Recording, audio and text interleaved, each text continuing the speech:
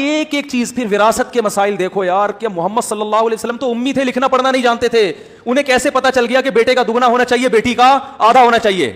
اس لیے کہ بیٹے پہ خرچے زیادہ ہیں. عرب تو بیٹی کو ایک کوڑی نہیں دیتے تھے.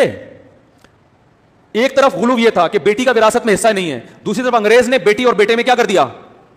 بولو بھائی, برابری. اور اپنے لحاظ سے بڑے فنڈر گیری کے, یار ہم نے عورت کو مرد کے برابر کر دیا. برابر نہیں کیا, مرد سے بہت پیچھے دھکیل دیا آپ نے.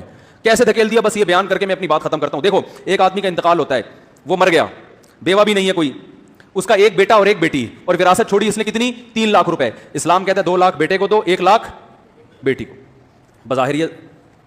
بظاہر ظلم ہے کہ یار وہ بھی تو بیچاری اتنا ہی حصہ, یعنی وہ بھی تو اتنی ایسی رشتہ تھا نا جتنا اس کا ہے.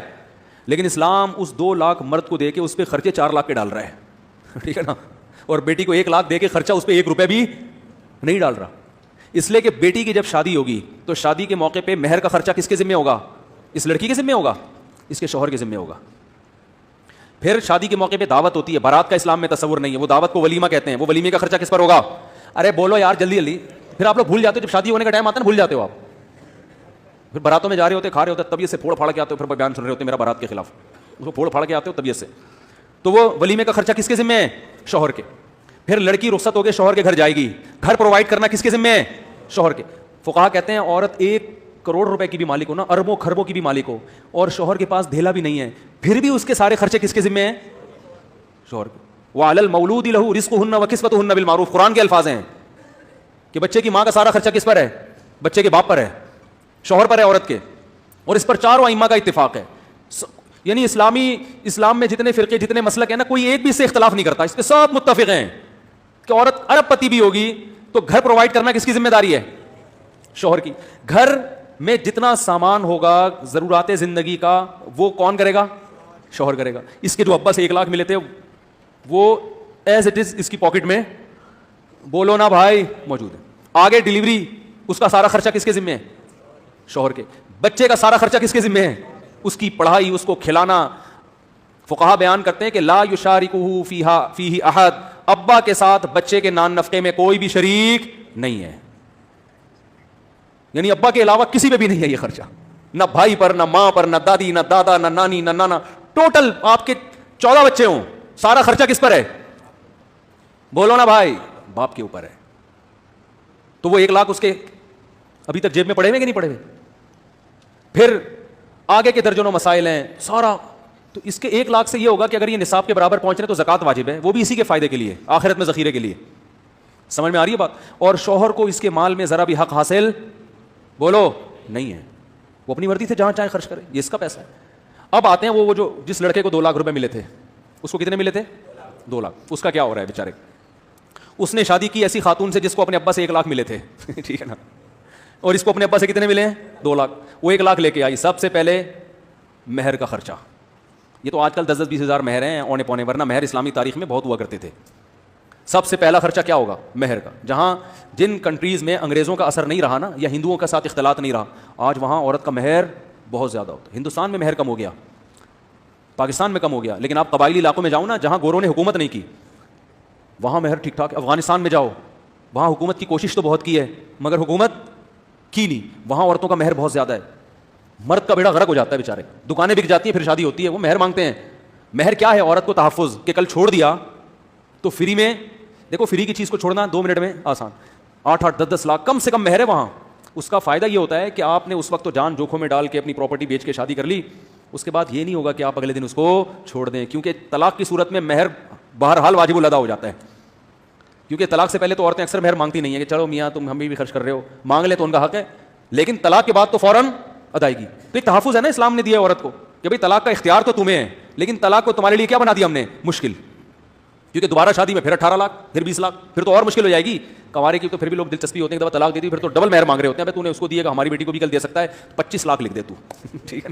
ایسا ہو رہا ہے معاشرے میں, اور یہ حق بنتا ہے لڑکی والوں کا. بھائی ہمیں کیا پتا, آپ ایک کو چھوڑ چکے ہیں, پتا چلا کہ کل اس کو بھی چھوڑ دیں, تو کچھ چھوڑیں تو کچھ ہو تو صحیح اس کے پاس. تو اب وہ بیچارے جس کو 2 لاکھ روپے ملے تھے, وہ جب شادی کرے گا تو مہر میں ہی 2 ہو سکتے ہیں نکل جائیں اس کے, ٹھیک ہے نا. چلو نہیں نکلے, اس کے بعد نان نفقہ, پھر خرچہ, پھر بچوں کے اسکول کی فیسیں, بچوں کا سارا خرچہ. تو اسلام نے اس کو 2 دے کے لیے کس سے لیے 2 کروڑ روپے اس سے, اور عورت کو 1 لاکھ دے کے اس پہ ذمہ داری کچھ بھی نہیں ڈالی سوائے زکات اور قربانی کے, وہ بھی نصاب تک اگر مال پہنچ رہا, وہ بھی اس کا حق ہے کہ عبادت کرنے کا تو اس کا بھی دل چاہتا ہے نا. تو کیسا اعتدال. اور پھر مرد پہ یہ ذمہ داریاں ڈال کے پھر عورت کو اتنا حکم دیا ہے کہ جب یہ مکھنچو اتنا تم پہ خرچ کر رہا ہے تو تھوڑا سا اس کی اطاعت کر لو, تم غلامی نہیں کرو, اطاعت کرو. اطاعت الگ چیز ہے, غلامی الگ چیز ہے. فرما بردار بن جاؤ اس کا. اس سے کیا فائدہ ہوتا ہے؟ دونوں کا رشتہ مضبوط ہوتا ہے. کیونکہ اگر مرد پہ اتنی ذمہ داریاں ڈال کے عورت کو کہے کہ تم نے ماننی نہیں ہے, تو کہے گا میں کو پاگل ہوں, میں گدھا بن کے سب کچھ کر رہا ہوں میں, اور چلے گی میری نہیں. تو اس سے رشتے کیا ہوں گے؟ ٹوٹیں گے. یہی وجہ ہے کہ انگریزوں کے ہاں شادیاں کامیاب بہت کم ہوتی ہیں. اب ہندوؤں کا بھی شادیاں ناکام ہونا شروع ہو گئی ہیں کیونکہ کلچر ختم, چینج ہو رہا ہے. سب سے کم ڈیورس اور طلاق کا ریشو کس میں ہے؟ مسلمانوں میں. حالانکہ اسلام میں طلاق صرف زبان سے ادا ہو جاتی ہے, کتنی آسان ہے, پھر بھی ریشو بہت کم ہے. کچھ کوالٹیز ہیں اسلام کی جس کی وجہ سے نہیں ہو رہی. تو یہ بیلنس ہے یا نہیں ہے؟ اب گوروں نے کیا کیا؟ گوروں نے کہا نہیں جی ملے گی تو دونوں کو برابر ملے گی. وہ اسلام پہ بڑے اعتراضات کیے انہوں نے. ان کے جو اسکالرز گزرے ہیں کہ اسلام نے عورت کو پیچھے رکھا ہے, آدھی وراثت دی ہے, ظلم کیا عورت کے ساتھ. لیکن کیا ہو رہا ہے کہ بس میں میاں بیوی جا رہے ہیں تو کم بخت مکھنچو اپنی بیوی کا کرایہ دینے کے لیے بھی تیار. انگریزوں کو مکھنچو کا مطلب نہیں پتا, وہ سمجھیں گے مفتی صاحب ہماری تعریف کر رہے ہیں. کیونکہ امریکہ میں, یورپ میں بھی بیان سنا جاتا ہے تو میرے دوست وہاں کہتے ہیں یار مفتی صاحب بعض دفعہ ہم گوروں کو سنا رہے ہوتے ہیں, وہ بولتے ہیں ہماری برائیاں, تو آپ پلیز ایسی نیگیٹیوٹی معاشرے میں نہ پھیلائیں. بعض دفعہ مجھے اس ملک میں سفر بھی کرنا پڑتا ہے تو یہ سب چیزیں ہوتی ہیں نا, تو اچھی تو ان کو کیا پتا مکھنچو کسے کہتے ہیں. ان کے یہاں ہوتے ہی نہیں ہے, ٹھیک ہے, وہ یعنی ان کے یہاں ان کے حساب سے نہیں ہوتے, ہمارے حساب سے تو ہو سکتے ہیں, ان کے حساب. تو وہاں کیا ہو رہا ہے کہ آپ نے پورا حق دے دیا, لیکن بس میں سفر ہو رہا ہے تو کرایہ بیگم اب چائے بھی اپنے خرچے پہ پی رہی ہے یار گھر میں. تو بیگم اور میاں کا رشتہ بھی ختم. اس لیے کہ عورت کہتی ہے کم بخت, جب میں نے بھی بچوں کو آدھا کھلانا ہے, آدھا تو نے کھلانا ہے, اور خرچہ بھی میرا, تو ایک ڈھیلا اٹھانے کے لیے تیار نہیں ہے, تو میں تیری کیوں مانوں؟ ہے بھائی, میں تیری بات کیوں, میں اپنی آزاد زندگی گزاروں گی. اور میاں کہتا ہے جب تو آزاد ہے تو میں بھی آزاد ہوں. پھر ڈاکومنٹس میں تو وہ میاں بیوی ہوتے ہیں, لیکن ایسے نہیں ہوتے جیسے ہماری مائیں اور ہمارے باپوں نے زندگی گزاری ہے.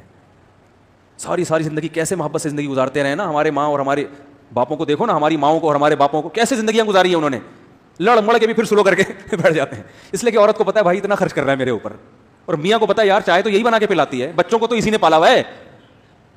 جب بچہ ہو جاتا ہے نا پھر آدمی کو بیوی کی قدر ہوتی ہے. 4 منٹ آدمی نہیں بچے کو پال سکتا, خدا کی قسم.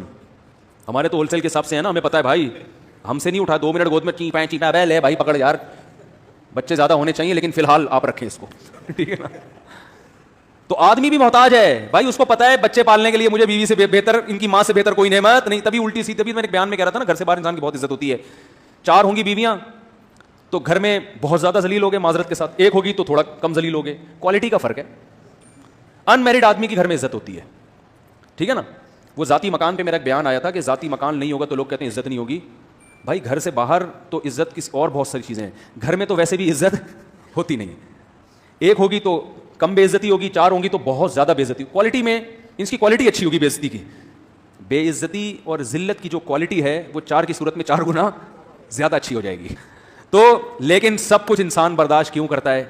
بیوی کی الٹی سیدھی کڑوی کسیلی ناشکری باتیں سب, او بھائی اس کو پتا ہے یار یہ بچوں کو پالنا میرا کام نہیں ہے, یہ یہی پال سکتی ہے. ماں تو جیسی تیسی ہو بھائی, اپنے بچے کے لیے تو وہی جنت. بچے کو بھی اس کی گود میں جو سکون ملتا ہے آپ کی گود میں نہیں ملتا. وہ تھوڑی دیر تک ابا ابا کرتا ہے, اس کے بعد اس کو وہ کہہ رہے یار وہ خوشبو آ ہی نہیں رہی ہے اس کی بغلوں میں سے, ٹھیک ہے نا. جو ماں کی بدبو اس کو کسی دوسرے کی خوشبو سے اچھی لگتی, تو نہیں پال سکتے بھائی, یہ مرد کا کام ہی نہیں ہے. مرد کھلائے گا, خرچہ بیگم کو کہے گا بیگم کیا چاہیے, تو بچے کو بھوک لگ رہی ہے تو میں باہر سے کچھ روٹی لا کے دے دیتا ہوں, دودھ لا کے دے دیتا ہوں, یہ کر لوں گا, پالنا تم نہیں ہے. تو اللہ نے ایک رشتہ بنا دیا نا. اب جب آپ ایک دوسرے پہ ڈیپینڈ ہی نہیں ہے تو رشتہ کہاں گیا؟ صحیح ہے نا. اس کو کیا ہے, کاغذ میں ہے یہ میری وائف, بس شادی بیاہ میں ملوا دو, یہ میری بیگم ہے, یہ وہ میرا ایک مکھنچو سا میاں پالا ہوا ہے میں نے, کم بخت 1 انڈا بھی مجھے اپنے پیسوں سے نہیں کھلاتا. تبھی طلاقیں بہت ہیں, اور پھر پتہ نہیں کیا ہے. وہاں سے میرے پاس کالز آتی ہیں کہ میں وہ یونین کاؤنسل میں ہوں, میں کاؤنسلنگ کرتا ہوں. وہ بیچارہ سارا دن بیٹھ کے کاؤنسلنگ ہی کرتا رہتا ہے, بیٹھ کے میاں بیوی کو کس طرح سے جوڑنا ہے. تو بس کاغذی رشتہ ہے, کاغذی رشتہ ہے. تو ہر چیز میں میرے بھائی اسلام نے بیلنس کیا ہے. تو بات میں جلدی سے بس ختم کروں کہ آپ کے پاس اگر آپ اسلام کو فالو نہیں کرتے تو سرے سے راستہ ہے ہی نہیں.